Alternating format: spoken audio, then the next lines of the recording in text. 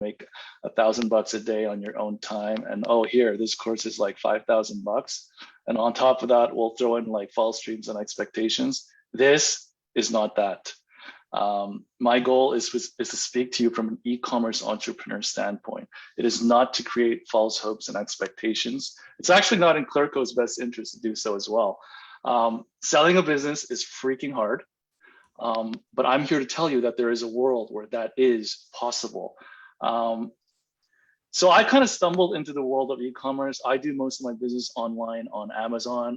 I vividly remember the beginning phase, figuring out supply chain, product design, finding product market fit, and growing. And I also remember throughout that whole process, I had absolutely no idea what that light at the end of the tunnel looked like, or even if there was a light at the end of the tunnel. What I found was that I wasn't alone. The majority of e-commerce entrepreneurs are like me or were like me. They just have no idea. And that's because, most have not had a prior acquisition experience. And it hasn't yet been a rampant topic on, blogs or conversations among entrepreneurs. I'm here to tell you that there is a light.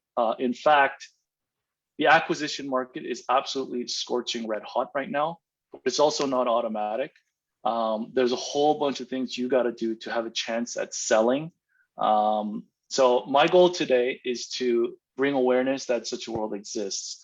What we'll do is we'll talk about the buyer landscape since 2019, buyer landscape today, how buyers are finding businesses to acquire, what buyers are looking for, and we'll end it with deal structures and the type of multiples that they're looking at, because I'm sure that's your first question, right?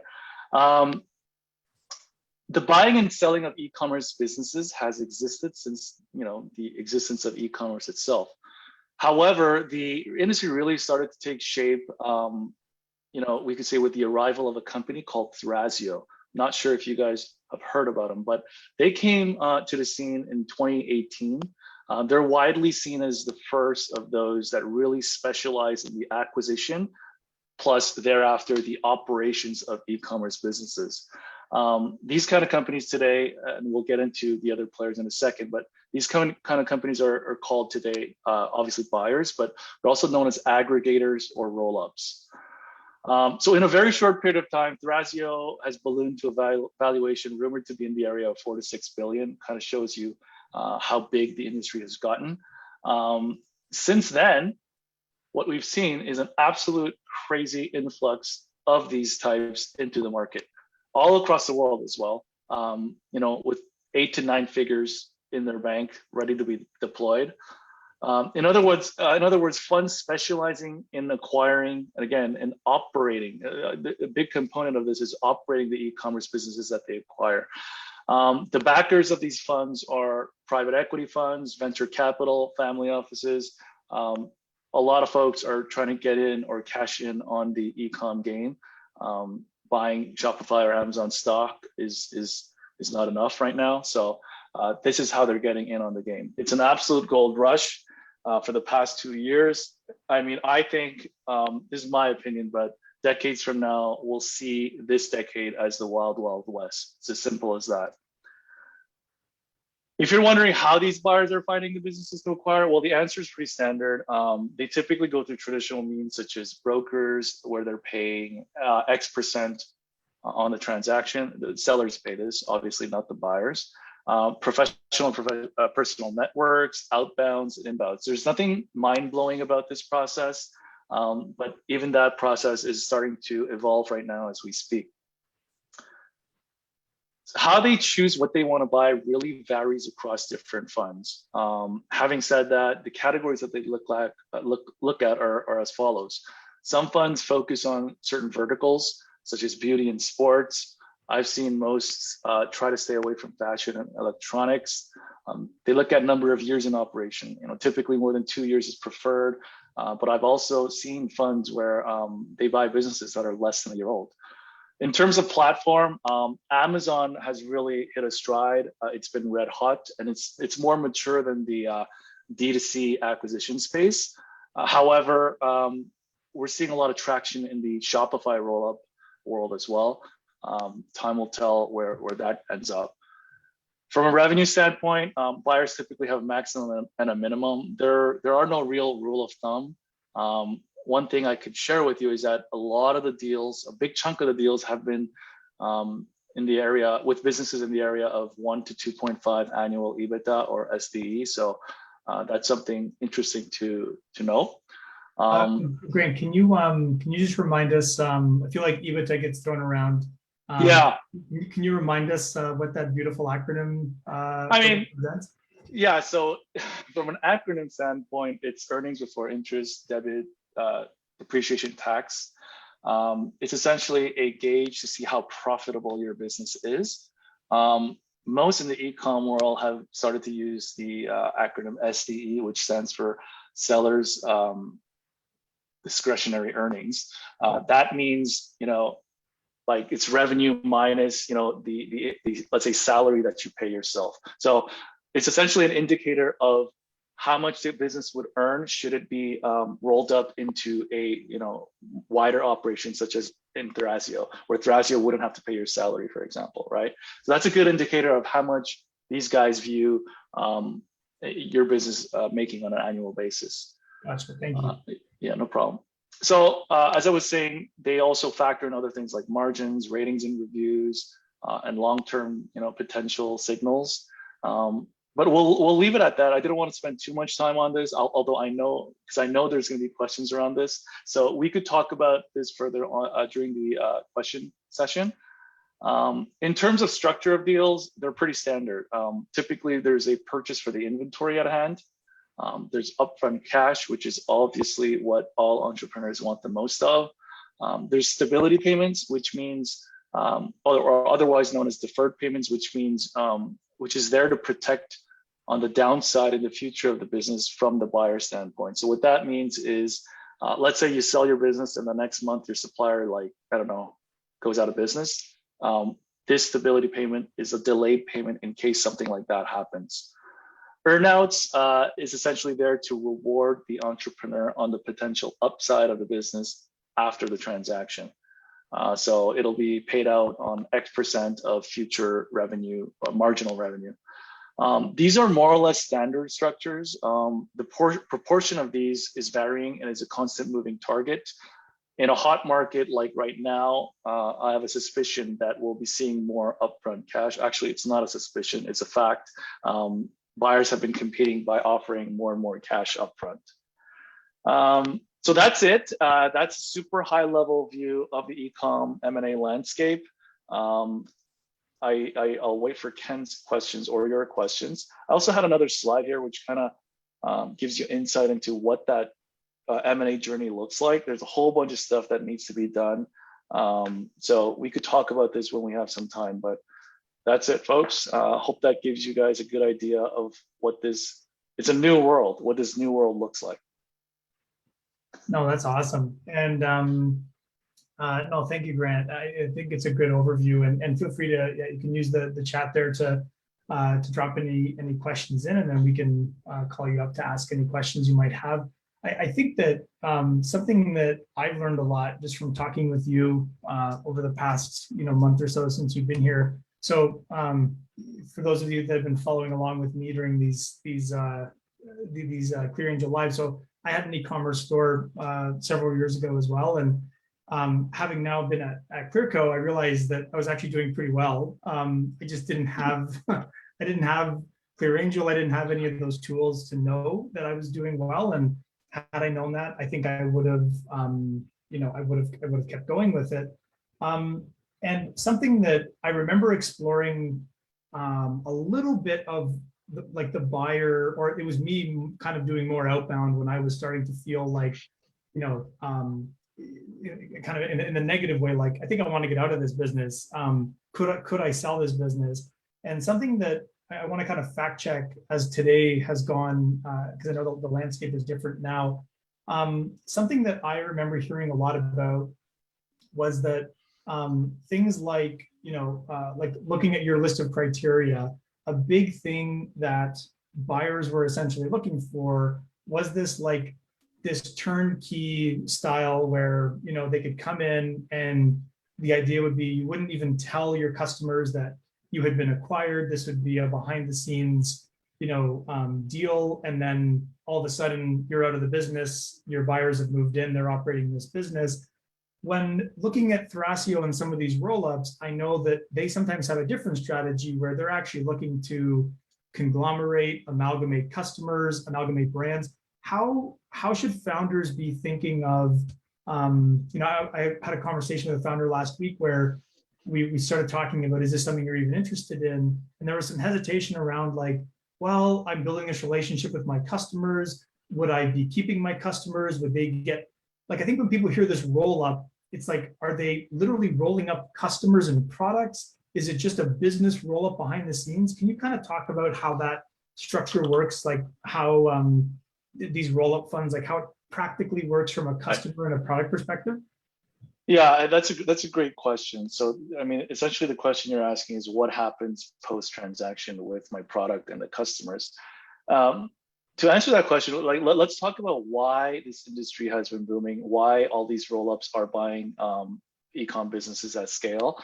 And that's because when you're talking about Shopify or Amazon businesses, there's economies of scales that could be found once it's transitioned into a larger operation. So let's say your company gets bought by Thrasio. What they'll do is they'll have a team of social media, supply logistics people, marketing people, work on not just your business, but a portfolio of business.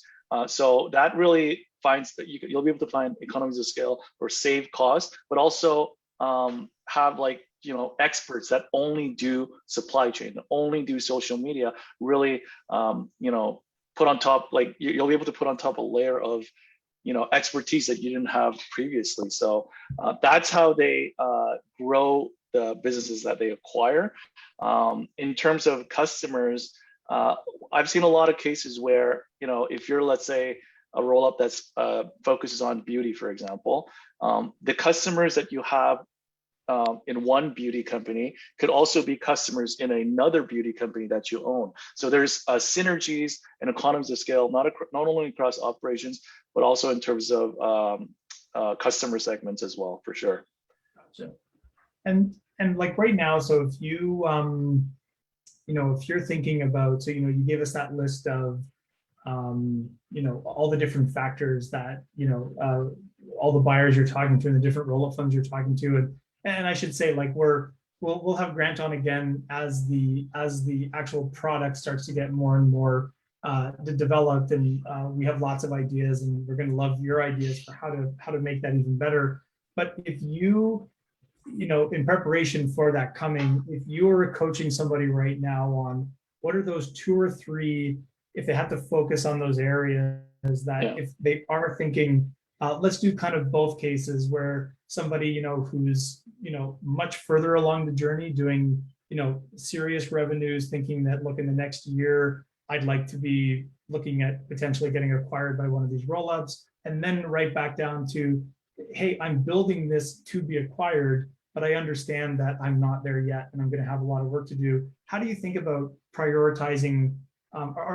Is there something on that list that should be higher when you're thinking of selling versus when you're just thinking of, running this for yourself or building something for your family? So what's interesting is that, I mean, when you're running a business, you have a whole bunch of metrics that you're like, you think about when you're sleeping, right? And when you wake up, and throughout your day, you're constantly thinking about a couple of metrics. Those metrics are essentially the same as what the buyers are looking for. So examples of that, you're looking at revenue, you're looking at margins, you're looking at one of the things that's not often talked about is concentration of SKUs. So buyers typically don't, let's say a buyer is looking for like a 1 million annual profit business. They don't want 1 million profit coming from like 1,000 different SKUs. They want there to be a concentration of SKUs. So like, 4 to 10, for example.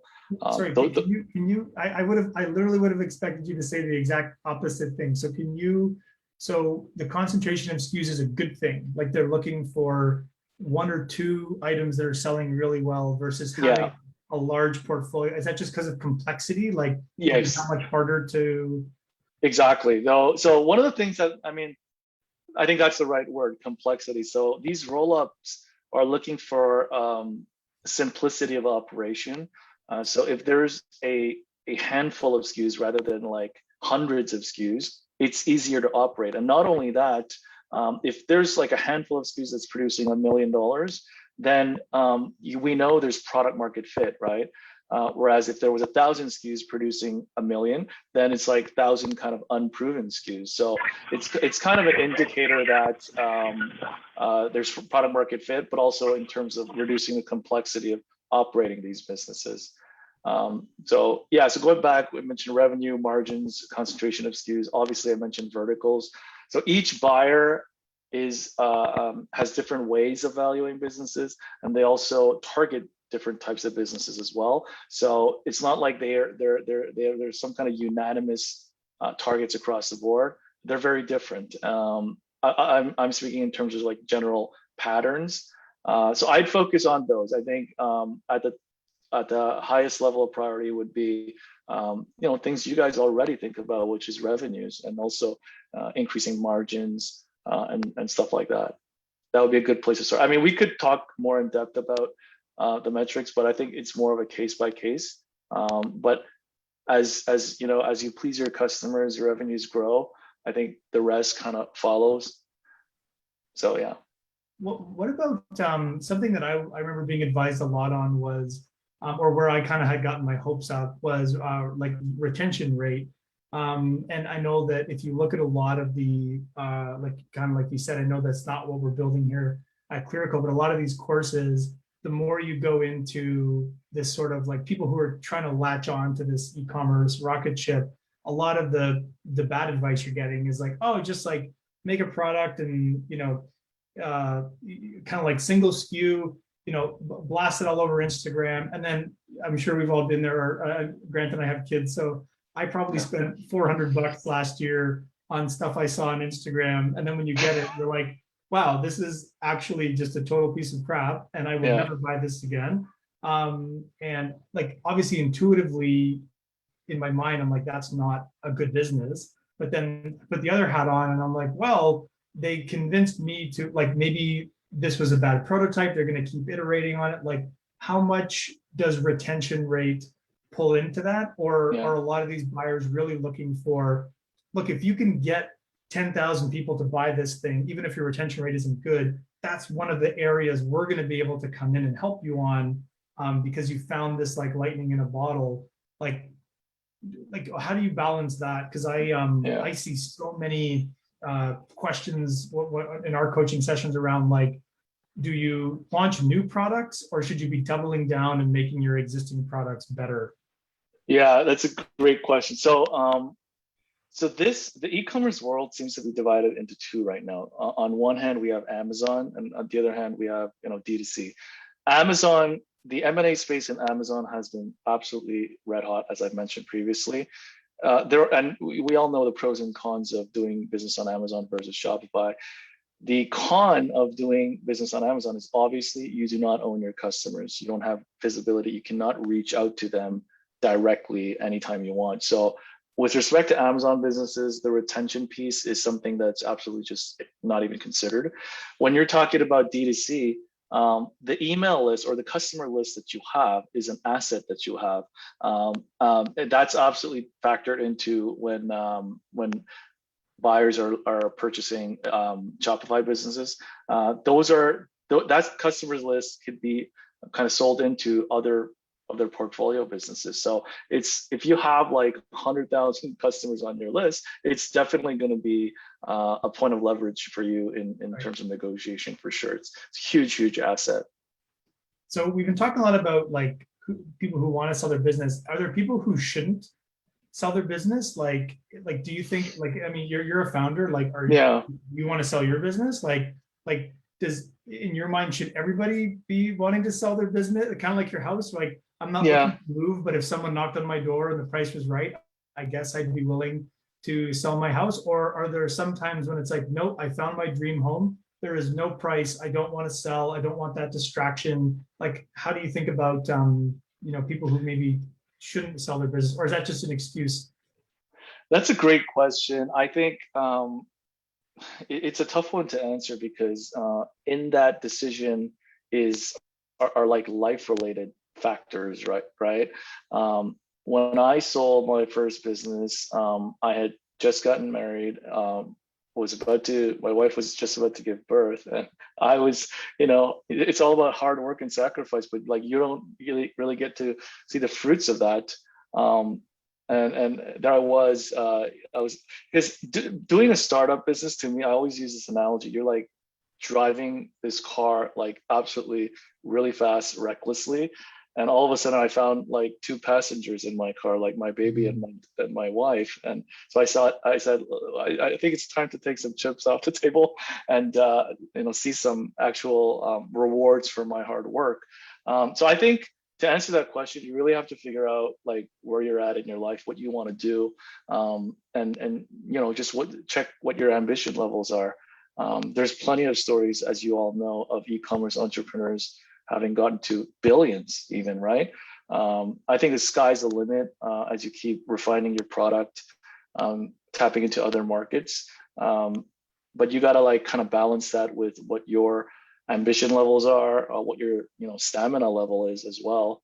I don't think it's one of those things where like if you meet a buyer and like they're willing to make an offer, you should jump on right away. You really should take like a week or two off, like disconnect and really look at your life from a different lens and kind of process. So I think it's a life question, but I think if you're at that point where like there's an offer on the table, it gets really hard to say no for most people. And because sorry, another aspect of that. So if you have started a business and gotten to a point where like you got a interesting offer on the table, like this is what I went through. I said, like I kind of through building my business, I developed a playbook, right? And this playbook is most likely the broad frameworks of that playbook is a repeatable playbook. So I could, what I was thinking is take some chips off the table and then do the next one, because there's or the potential is limitless. So I would factor that in as well. Do not devalue the learnings that you've gotten through all the mistakes, the failures, in the journey, because those are all super valuable things. That's really interesting. So you sort of factored in where you can, you could almost look at your first one as you're getting paid for that learning that you did, and then now if you've done it once, you could go do it again. You could make those mistakes. You wouldn't make the same mistakes again, and then hopefully you'd have an even bigger exit. And I think sometimes I know, at least for me, friends look at the whole kind of tech world that we're in, and it doesn't look fair where you see these people.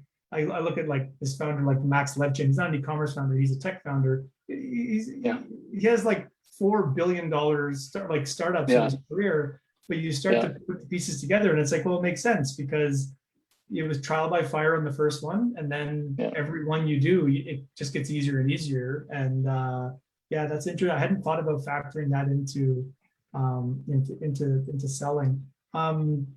If you look at him specifically, he's now doing a firm, but a firm is a fintech that's so intricately tied to what he was doing previously, which was PayPal, right? So like there's learnings in everything you do. So I think, all Kent we're saying is we got to factor in the learnings that you have in the M&A process and figure out if you've got the chops or the stamina or the desire to do the next one. So I want to make sure I ask this question because I know it's not a large part of our portfolio on ClearAngel, but we definitely have a portion of our portfolio that are doing more, let's call it like retail, where they're essentially buying wholesale and selling retail. And some of them are doing quite well and have good, healthy margins. Whenever I read about the roll-ups and Thracios, I'm not seeing as much, like there seems to be much more interest in your own product, like you said, and a lot of brands, especially if they're focused on Amazon, you're not even allowed to do reselling and wholesale selling on Amazon. So most brands on Amazon are going to lean direct to consumer anyway. So I guess two questions. One, am I right in that analysis where like like, is there a thriving buyer market for retailers, online retailers as well?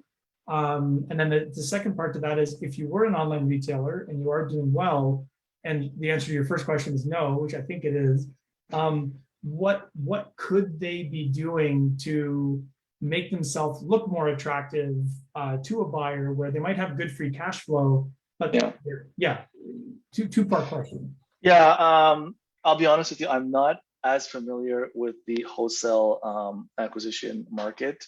The buyers that we deal with, constantly use the word brand, and the reason why they do that is they want to really acquire the brands that are selling. So the product, obviously, the customers, obviously, but also the name that's behind that. They place a lot of value on the intrinsic value of the name. So I'm not familiar with the wholesale industry, but one thing I can say is, if you have great numbers in the wholesale business, great margins, there are always buyers of all kinds of businesses. Not sure if they're, if it's a fit for the roll-ups that we've been just talking about, but there's always buyers for any and all kinds of businesses. I think it's about the health of the numbers, right? Because even if on the surface a type of business may not be attractive to a buyer, if you've hit home runs and your numbers show that, that's an attractive asset class, in my opinion. Oh, that's great. Yeah. So based on sort of like so let's say you snap your fingers right now and you sold your current e-commerce company, and then you take your advice and you're going to go do another one. If you could sort of like, just because you have such a bird's eye view of all the different players and buyers, and like, what does that, like, on paper perfect acquisition story look like? Like, if you were literally building your business to be acquired by a Thrasio or one of these roll-ups, like, what are those ingredients that you want to be thinking about right from the beginning to and like whether it's like specific categories or specific strategies, like you mentioned brand, like, what if you were building this to be acquired, what would that sort of checklist or playbook look like? Sure. I get that question quite regularly, and I don't know if you've kind of detected this, but I'm super biased towards Amazon businesses. And I am biased towards Amazon because you essentially have a store in the largest shopping mall on the planet, where the customers are just like roaming around. And there's a difference between Amazon customers and Shopify customers. Shopify customers, a lot of the times, are like window shopping, whereas Amazon customers, they're walking around the mall with their credit card out, like they're ready to pull the trigger on purchases. So there's a stronger intent to buy. There's automatic distribution. You got to figure out, the standard stuff, have exceptional photos. Keywords have got to be just super optimized. Your PPC game has got to kick ass. If you've got those going, there's a good chance that you'll succeed. So I would, from a platform standpoint, I'm biased towards Amazon. From a product or market standpoint, what I would go for are products, not like totally brand new, innovative, like never before seen on earth kind of products, but products that are already on Amazon, but like products that you see are kind of products that can be improved in many areas. Like it could be even design. I know that's not something a lot of people talk about, but it could be design, functionality, quality. One of the things that we've seen on not only Amazon but elsewhere in e-commerce is the quality of products have actually been increasing. Not a lot of people talk about this, but because it's become so competitive, there's obviously competition on price, but there's competition on quality as well. So try to identify product gaps in the market. And for me, the best way to do that is, and I'm sure you guys have all gone through this route too, is solve problems in your daily life. Like just everything you look at are things that could be improved, right? And if it can be improved, a good place to test it is on Amazon. So that's what I would look at. Like, not brand new products that are there that are doing really well already. And there's many tools where you could kind of get a sneak peek on what the volume of sales look like, and then improve upon that, and then kind of really set a really strong brand image on what your product revolves around. If it's like health, like really make it health centric, and so on and so forth. So that's what I'll be thinking of along the lines of. Oh, that's great. Well, I'll any questions from those here, and if not, we can collect more and more questions. I'm sure I know a lot of you we've already reached out to who have in your intros tab on ClearAngel, of course, you have your Meet Buyers button. If you click that button, Grant will at least be talking to you as time goes on, as you're starting to build out what this is going to look like from a product perspective at Clearco. Yeah, I mean, I'll kind of give you the last word here, Grant. Is there any other advice or anything you'd say for our Clearco founders who are gonna watch this and be excited about selling their business? Yeah, so I think and something off the top that I said is I don't want to set false expectations. My job is, I think 50% of my job is about education. I was in the same boat. I had no visibility in terms of, I keep alluding to the light at the end of the tunnel, and I had no visibility on that. I had no idea that such a world existed. So 50% of my job is to simply create awareness that A, there's a world like that exists, and B, what that world looks like. And hopefully I could help you kind of pull the right levers to get to a point where you could have a meaningful discussion around selling a business. Last thing I want to do is say, like, hey, you're like, you could sell your business and like join, like talk to me and like I'll get your business sold. That's really would be a waste of time. I think so I'm here to really help you guys understand what needs to be done so that you could eventually sell your business if that's what your ambition is.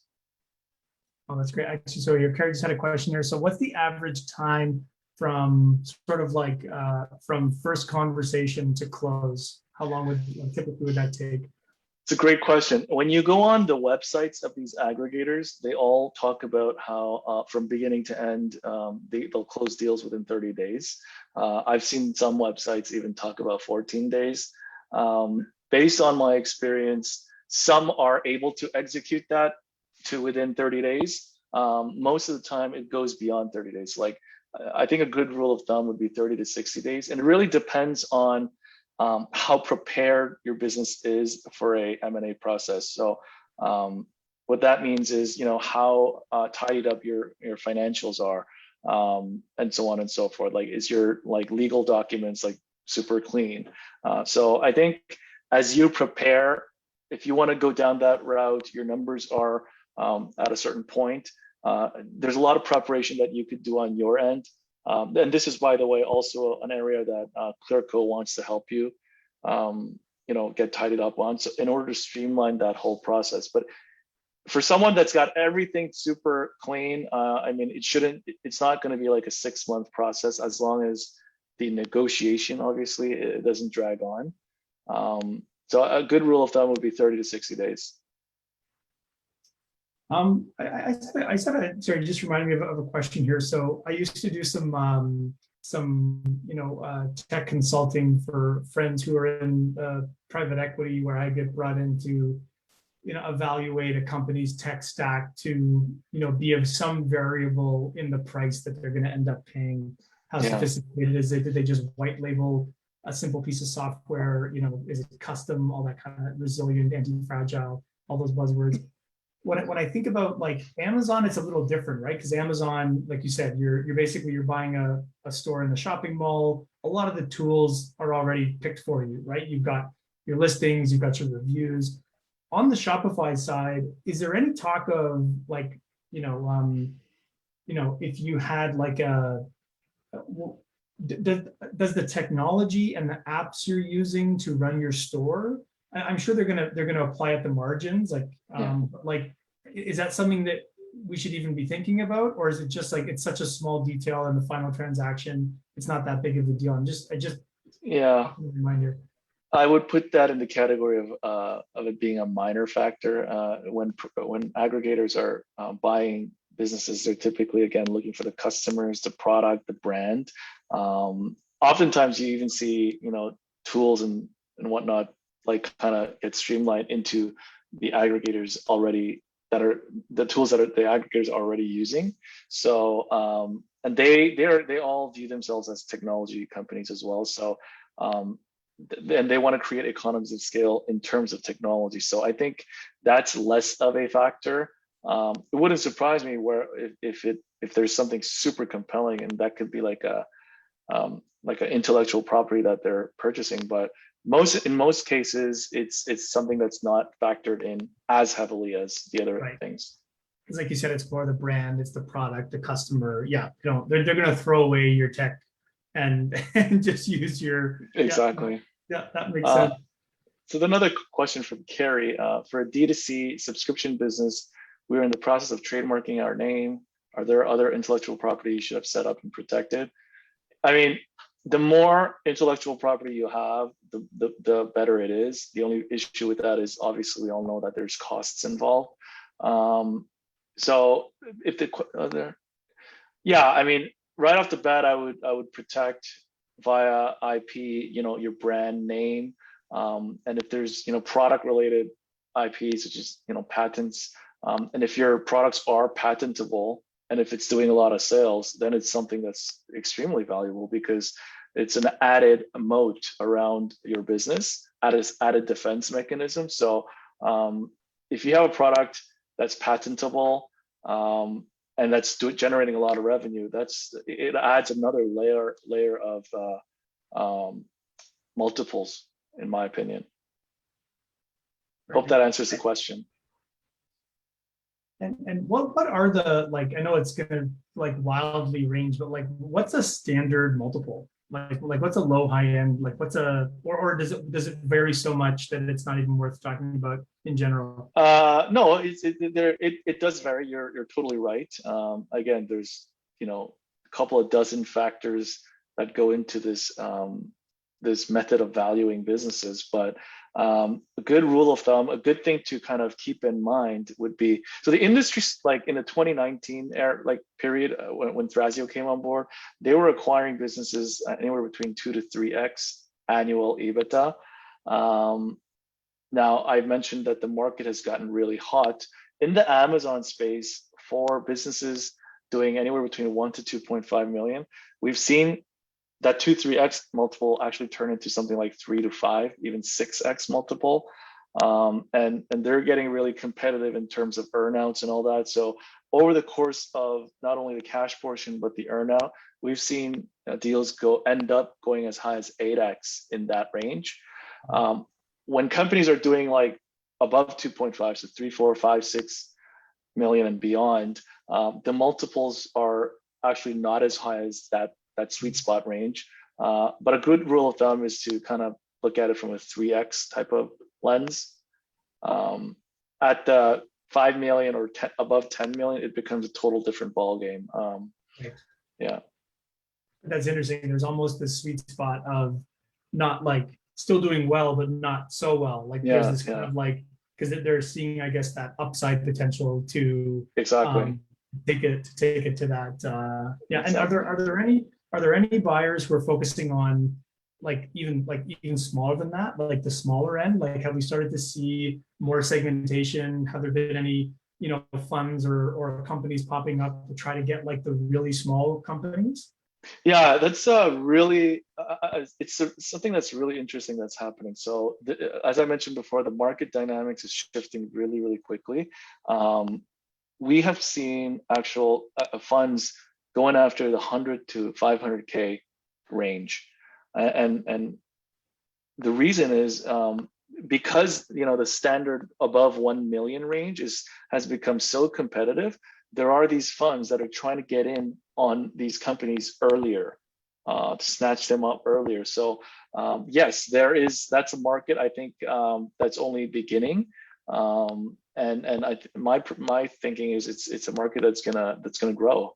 And that's a good thing for entrepreneurs. It adds even more options in terms of, you know, what any exit opportunity. So yeah, Yeah. we're only like super at like the beginning phases of that though.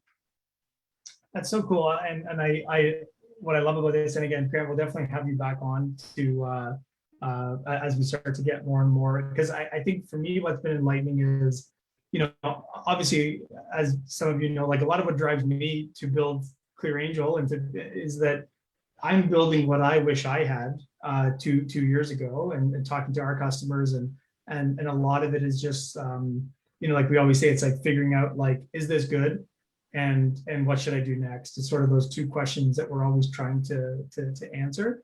And I think I'm so excited that you're here, because I think you're bringing this whole other lens of you know, just like the same way we can coach some customers, and we can, you know, teach them about something as simple as like wholesale that maybe they haven't thought of yet.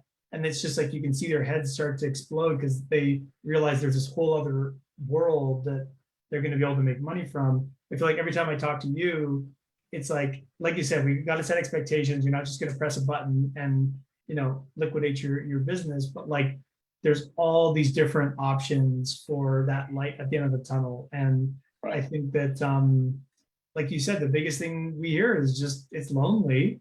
And I think a lot of founders don't know that there is a light at the end of the tunnel. And you know, you're that light, and you're going to help our founders you know, at least navigate through that process, right? So Grant, thank you so much for your time. Really appreciate you being here and teaching us. And my brain is sort of churning on like all these resources we should be adding to the ClearAngel resource section.